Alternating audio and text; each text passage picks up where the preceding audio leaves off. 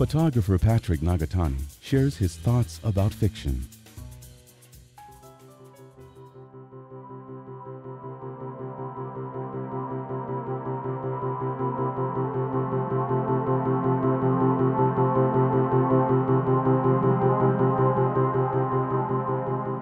Patrick, you said photography is about telling stories, and you are creating fictions. Can you tell us more about the fiction you're creating? You know, my storytelling actually harkens from being an artist, from being a photographer, and arranging these sets and thinking about what the story is. I've always used fiction, but I'm always interested in the way photographs can come back to be truthful. A challenge for me has been moving to writing.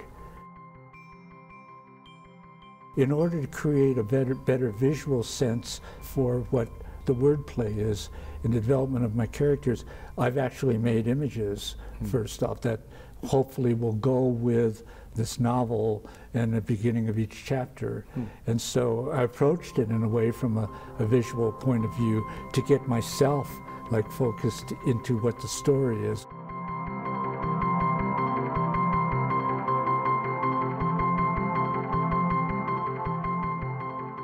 So why create fiction particularly?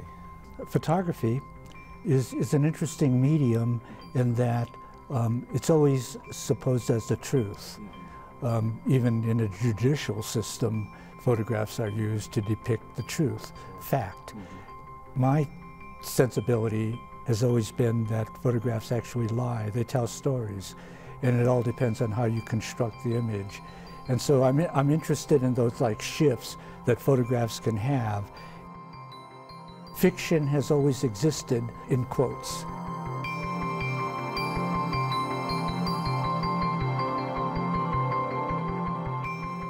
My favorite part of fiction is it's established from truth in a way, or expectancy of truth.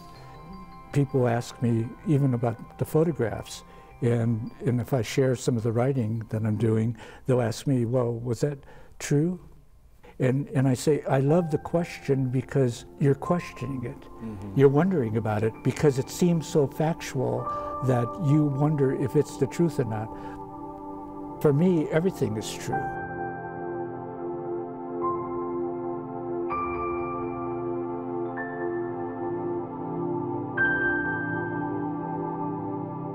I once did this body of work where I formulated a fictional archaeologist named Ryoichi, which happens to be my middle name. I was a photographer, and I went with this archaeological team from Japan and unearthed luxury cars in sacred sites across the world. So it was all this fictional narrative.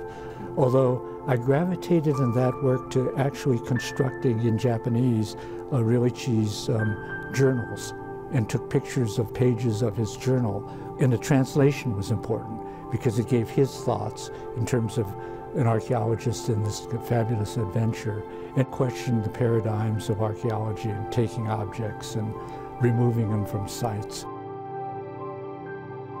It all became, in my mind, kind of like the truth. I applied my aesthetics of fiction into these photographs to tell the story.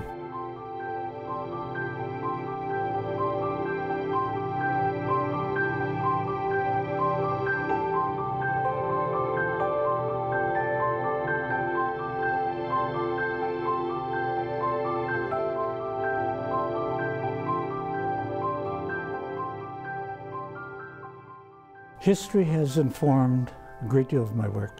Like, for instance, the Nuclear Enchantment was specific to real sites and real issues in the historical and contemporary aspect of New Mexico's marriage to the nuclear age.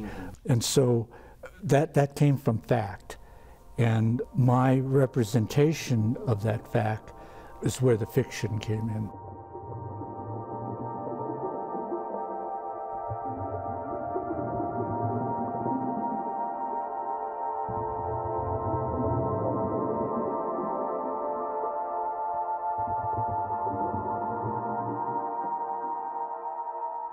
What drives you to tell stories?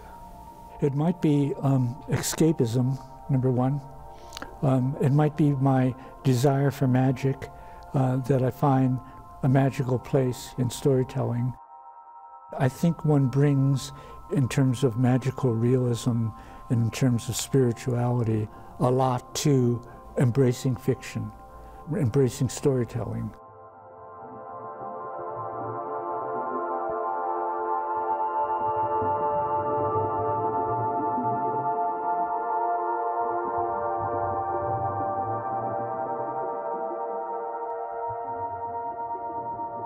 I actually did a body of work where I asked my audience not to, the viewers of the work, not to suspend disbelief that these are the so-called truth.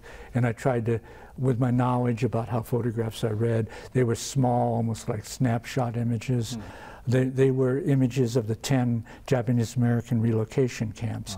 And the whole body of work was, in a way, based upon an F. Scott Momaday quote, that landscapes retain memory. And I tried to capture that memory in these straightforward, non-art, not manipulated landscape images, which I wanted my audience, it's the only body of work that they ever did were, you know, no fiction, that these were like truthful documentary images, which was hard for me to do.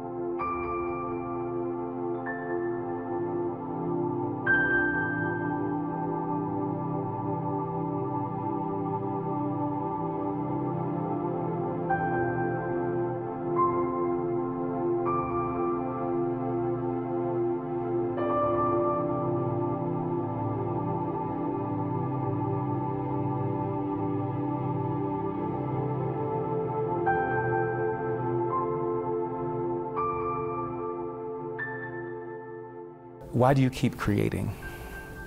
I used to tell my students that well after they get their degrees, that what they're going to do, that a lot of them will go do something important. Maybe that's making art, become doctors, go into medicine, what have you.